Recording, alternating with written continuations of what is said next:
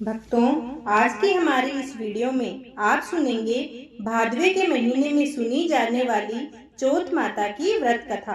बहुत पुराने समय की बात है। एक ब्राह्मण था जिसके घर एक बेटा और बहू थे। बेटा और पिता कुछ कमाते तो थे नहीं। जो बहू के साथ आया हुआ दहेज का धन था, उसी से अपना काम चलाते थे। जब भी बहू बाहर कचरा डालने जाती थी, तब उसके पास वाली पड़ोसन उससे पूछती थी कि बहू, आज खाने में क्या खाकर आई हो। तब वो बोलती कि मैं तो बासी और ठंडी रोटी खाकर आई हूँ। एक दिन साहूकार के बेटे ने यह बात सुन ली। वह वहां से चला गया और अपनी माँ के पास जाकर बोला कि माँ, तू तो अपनी बहू को रोज गर्मा गर्म खाना खिलाती है और वह फिर भी बाहर जाकर यह बोलती है कि मैं तो बासी रोटी खाकर आई हूँ। तब माँ ने कहा कि बेटा, मैं तो चारों थालियों में बराबर गरम खाना परोसती हूँ। यदि तुम्हें यकीन नहीं है तो तुम खुद देख लेना। वह अगले दिन तबीयत खराब होने का बहाना बनाकर कंबल ओढ़कर लेट गया। तब उसको यह देखकर आश्चर्य हुआ कि बहू ने तो गरम गरम खीर और खांड का भोजन किया है। और जब बहू बाहर गई तो वह उसके पीछे पीछे चला गया। तब पड़ोसन के पूछने पर बहू ने वही बात दोहराई कि मैं तो बासी रोटी खाकर आई हूँ। उसका पति उससे पूछने लगा कि तू अभी अभी तो गर्मा गर्म खाना खाकर आई है और पड़ोसन से कह रही है कि मैं ठंडी बासी रोटी खाकर आई हूँ। तू झूठ क्यों बोल रही हो।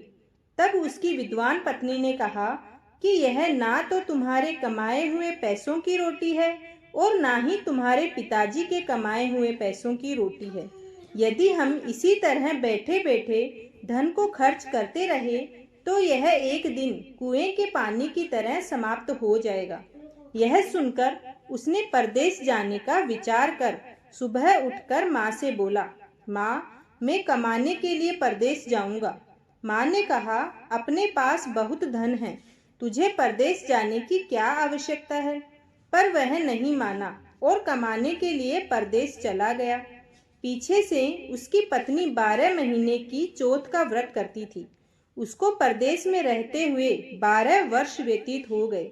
तब चौथ माता बिंदायक जी महाराज ने सोचा कि इसको अब घर बुलाना चाहिए। चौथ माता लड़के के सपने में जाकर बोली कि तू अब तक घर क्यों नहीं गया है। अब घर चला जा, तेरी पत्नी को तेरी बहुत याद आती है। वह बोला कि मैं घर कैसे चला जाऊं, मेरे यहाँ इतना बड़ा कारोबार फैला हुआ है।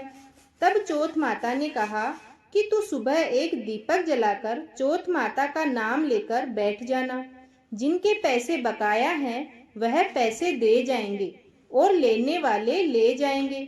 लड़के ने वैसा ही किया और उसका सारा काम एक ही दिन में निपट गया। जब वह घर जा रहा था तो उसे रास्ते में एक सांप दिखाई दिया जो आग के पास जा रहा था। उसने सांप को आग से बचाने के लिए दूर कर दिया। ऐसा करने से नागराज क्रोधित हो उठे और कहा कि हे पापी, मैं तो इस नाग योनि से मुक्ति के लिए जा रहा था और तूने मुझे ऐसा नहीं करने दिया। अब मैं तुझे डस लूंगा। तब वह लड़का बोला कि मैं 12 वर्ष बाद अपने घर जा रहा हूँ।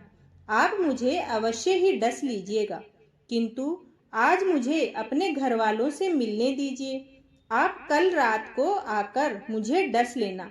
नाग ने उसकी शर्त मान ली और वहां से चला गया। जब लड़का घर आया तो वह उदास था। उसने अपनी पत्नी के पूछने पर सारी बात बता दी। उसकी पत्नी बहुत चतुर थी। उसकी पत्नी ने एक सीढ़ी पर बालू रेत बिछा दी, दूसरी सीढ़ी पर दूध का कटोरा रख दिया, तीसरी पर फूल माला बिखेर दिए, चौथी पर इत्र छिड़क दिया, पांचवी पर मिठाई रख दी, छठी सीढ़ी पर जौ और सातवीं पर रोटी रख दिया। रात को जब सांप आया तो सबसे पहले ठंडी ठंडी रेत में लौटकर आया। फिर दूसरी सीढ़ी पर दूध पीकर कहा कि मैं इस ब्राह्मणी के बेटे को डसता तो नहीं, लेकिन वचन दिया हुआ है, इसलिए डसना पड़ेगा।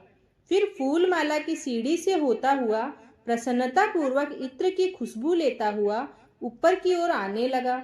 सांप को ऊपर आता हुआ देखकर विनायक जी ने चौथ माता से कहा कि इस ब्राह्मणी के बेटे की रक्षा करनी होगी, क्योंकि इसकी पत्नी इसके लिए चौथ का व्रत करती है। उसका फल तो देना ही पड़ेगा। तब विनायक जी ने सीढ़ी पर रखे हुए आँखों से सुई बनाई और चौथ माता ने रोटी की ढाल बनाई और सांप के आगे लगा दी। विनायक जी ने जौ के सेल बनाए थे, उससे सांप की मौत हो गई। सुबह उस लड़के से मिलने गांव के लोग आने लगे, क्योंकि वह 12 वर्ष के बाद वापस आया था। लोगों ने उसे आवाज दी, लेकिन वह नहीं आया। इसलिए बोला ही नहीं क्योंकि वह उदास था। जब उन्होंने देखा कि सीढ़ियों पर तो खून पड़ा हुआ है, तो वे चिल्लाने और रोने लगे, चीखने लगे कि ब्राह्मण, आज तो तेरा बेटा मर गया। यह सब देखकर ब्राह्मणी भी जोर जोर से रोने लगी।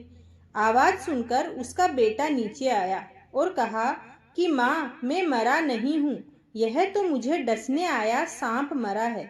यह सब देखकर उसकी पत्नी भी प्रसन्न हो गई कि मेरे पति के प्राण बच गए।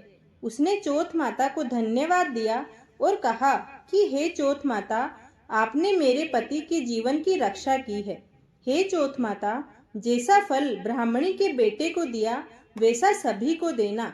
कहानी कहने वाले को, सुनने वाले को और पूरे परिवार को देना। भक्तों, बोलिए प्रेम से चौथ माता की जय। अगर आप चाहते हैं कि चौथ माता के व्रत का आपको पूर्ण फल प्राप्त हो, तो इस दिन गणेश जी की कथा जरूर पढ़ें। मान्यता के अनुसार गणेश जी की कहानी पढ़ने से हर पूजा पूरी हो जाती है। एक नगर में एक बुढ़िया रहती थी, जो रोज मिट्टी के गणेश जी बनाकर उसकी पूजा किया करती थी। मिट्टी की प्रतिमा होने की वजह से वह रोज गल जाती थी। एक दिन उसके घर के पास एक सेठ जी का मकान बन रहा था। वो मकान बनाने वाले मिस्त्री के पास जाकर बोली कि मेरे लिए पत्थर का गणेश प्रतिमा बना दो। लेकिन मिस्त्री ने कहा कि जितनी देर में हम तेरे लिए मूर्ति बनाएंगे, उतने में अपनी एक दीवार बना देंगे। बुढ़िया ने कहा कि भगवान करे तुम्हारी दीवार टेढ़ी हो जाए। ऐसा कहते ही दीवार टेढ़ी हो गई। इसके बाद मकान बनाने वाले कारीगरों को दीवार बनाते बनाते शाम हो गई। वो जितनी बार भी दीवार बनाए, उतनी बार वो दीवार टेढ़ी हो जाए। इसके बाद सेठ जी आ गए। उन्होंने देखा कि दीवार बनी ही नहीं है। उन्होंने कारीगरों से बोला कि आज कोई काम नहीं किया, क्यों नहीं किया? तब एक मिस्त्री ने बोला कि एक बुढ़िया माई आई थी, जो पत्थर की गणेश भगवान की प्रतिमा बनाने के लिए कह रही थी। हमने मना कर दिया, जिस पर उसने कहा कि तुम्हारी दीवार टेढ़ी हो जाए। बस तभी से ये दीवार सीधी नहीं बन रही है। सेठ जी ने बुढ़िया को बुलवाया, कहा, माई, हम तेरे लिए सोने के गणेश की प्रतिमा ला देंगे, बस तू हमारी दीवार सीधी कर दे। जैसे ही सेठ जी ने बुढ़िया को सोने की प्रतिमा दी, उनकी दीवार सीधी हो गई।